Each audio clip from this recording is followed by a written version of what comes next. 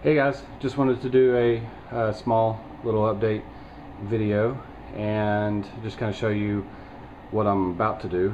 And so far what I've done is I've added a ton of clay into the center section, and I'm getting ready to shape it and sculpt it down, start working the main lines of the design, and then I'll also add in this other vent over here and kind of clean this up a little bit.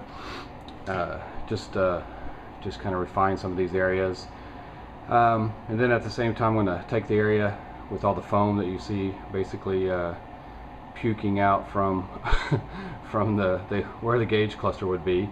So I'll cut that back and start applying the foam on top of that to start kind of sculpting and modeling that area out as well. And that's basically it. I just kind of wanted to do a short video before I started doing the time-lapse stuff, just so that there's more information kind of before the process, and then I'll follow up with the video at the end.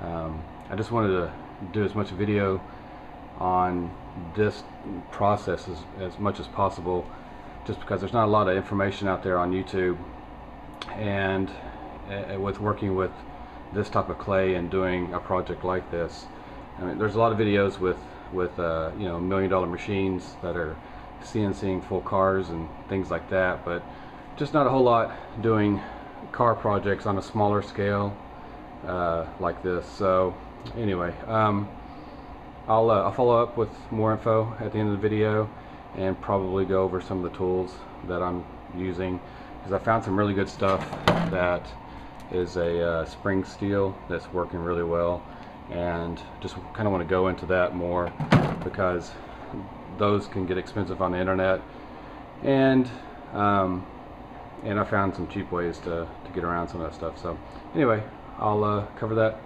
later on, so I'll see you guys at the end of the video.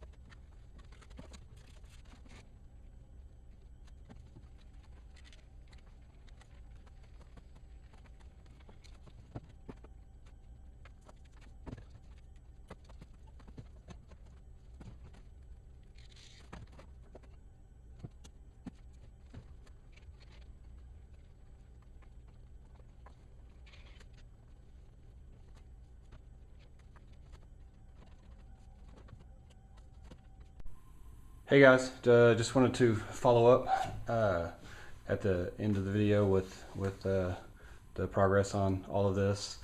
So yeah, this is pretty much where things are at the moment. I laid down a base clay here on this side, so I haven't really refined it much or anything.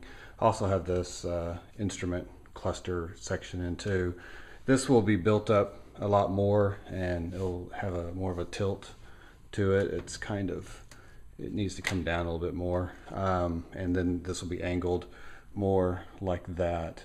It's already angled like that, but when I look at it in the video and in the pictures, it looks like it's just straight, but it's really got an angle that's more exaggerated. And then the gauges will actually be inside, so they'll be covered up and protected from sun glare and fading and things like that. Make it easy to see. And I got the other vent over there. Let's see if I can get over here. It's actually a different day than it was. I did all this yesterday.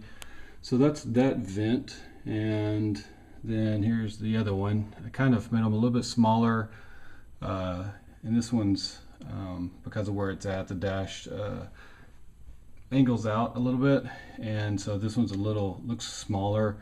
But that's just because of this side of the dash. I don't know, it's hard to explain, but it has a curve to it.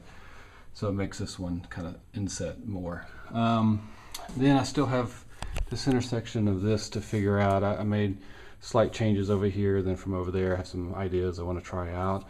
So that's one of the things with this process is as I go along and carve, there are some things that I see that I want to change and maybe try out and stuff. So it's kind of a whole process. So and then down here is part of the original Miata dash, and I'm basically kind of just keeping it to where I knew everything was at on the Miata. That way I know it fits well. It's built up about 1/4 inch over here, and then over here I'll build it up a little bit more. And then this part will all probably get chopped off, and then it'll be inset in this area, and I'll maybe have some lights or idiot lights or whatever kind of down here in between this stuff. So there'll be probably like a little area for the steering wheel to go, and I do have a steering wheel that I'm testing with. It's over here, so it's in all that mess. And I have another one somewhere too. It's a more fancier performance one. So that I still have to put the vent over here. I need to figure out the vent in this area too. So it's probably going to kind of merge with this cluster because there's really not that much space. In the drawings, you know, it looks like there's plenty of space, but there's really not. When I look down from the top, you can see that there is not. So I may have to adjust this one and do something with this to kind of give it somewhat of a symmetrical feel. It's obviously going to look different, and that's kind of the excuse me, the nice thing about doing something like this is that I don't have to be so symmetrical on the sides. I don't have to keep the symmetry, you know, so perfect. This side can be different looking than the passenger side, so that's good. And that's pretty much where I'm at. I still have a lot of grinding with my little tools, and this thing's awesome, man. You know, as you can see, I don't know if you can see that, but it just shaves. It does such a good job. I don't know. I really like it. But I still have a lot more to do, and I got a lot to do on this piece here. So this piece looks scary, and you guys are probably going, what in the hell? But there's a lot of more design work that goes on here. So hopefully in the end it will look all cool and stuff. So I did mention that, you know, I wanted to cover some of the tools, and this is a standard little clay shaping tool you can get at any hobby store, and this has been really handy. It just has a odd shape to it, but it's good for getting curves. It gets down into the clay really well. You know, it's not really the sharpest thing, but for what I'm doing, I really don't want it too sharp because I'm just taking little bits down at a time. And then the next one is this little thing, which looks like a ruler, but it's really not. It's a, let me move up, I'll show you. And actually, let me cover this one. This one's a paint scraper from Home Depot with a carbide blade on it that's reversible. And you can buy extra versions of those. It had a big knob on the top. I just took that off because it allows me to get really close in on things, and it just does a good job. So, all right, this thing and that thing, technical terms, are basically that thing and this thing. So, move these again. So, okay, so here is your, you know, like something you use to when you're painting corners in your house and you need to protect the paint from getting to the other wall. This is yeah, it says so right on it. It's a paint shield, a 12-inch paint shield. So I took that, the plastic piece pops off, and then you're left with this really flexible, you know, somewhat of a spring steel kind of steel, but it's nice because you can bend it, and it's good for doing curves and contours, and it's small and lightweight. This one is basically the same kind of thing, but it's more for doing spackle and, you know, whatever. You can use it for all kinds of things, but I keep holding upside down. So it's another thing from the hardware store, and I just removed the handle. I noticed it unscrewed where a lot of them didn't. They're either like spot welded or something like this. And so this unscrewed and allowed me to just use the blade. I got a couple of them because I figured the idea is I can cut it to the shape that I want, because I know a lot of these little spring steel slickers or whatever you want to call them in this particular industry are various shapes or have a contoured or kind of almost an oval or egg shaped shape to it. So this one I keep flat because it's just good for, since a lot of things on this car or on the dash or whatever, the design are kind of flat. I like the flat surface. So on this one I may round it and grind it down to a nice curvy texture, I mean not texture but style, and it may help me with some of the other aspects of doing this. But anyway, so that's basically it. Just wanted to kind of cover that stuff real quick and cover the process a little bit. I posted some more pictures on Facebook of what it looks like, and the images came off my phone, so they're not really that great, but kind of gives you an idea where I'm going. But yeah, this pod is going to be a lot different. The gauges will be inset. A lot of people have asked about the center console and what I'm going to put there for the screen.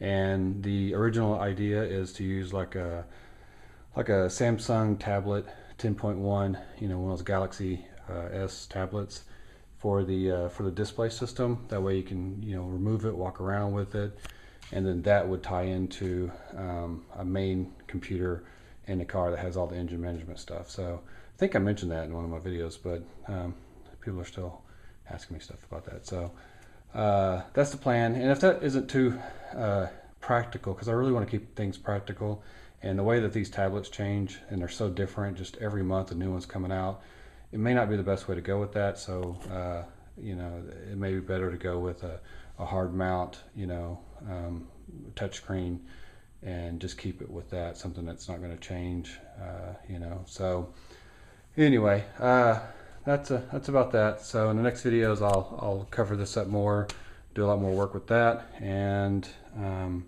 need to take all my shavings. As you can see, these are all the shavings, and need to heat these up and recycle, which is nice. That's the great thing about this clay, is it recycles really well, even if you get stuff in it. Like I've mixed in foam from underneath the dash where I had all that foam, had to cut some of the dash, and it separates out really well. So it's been nice to keep it clean.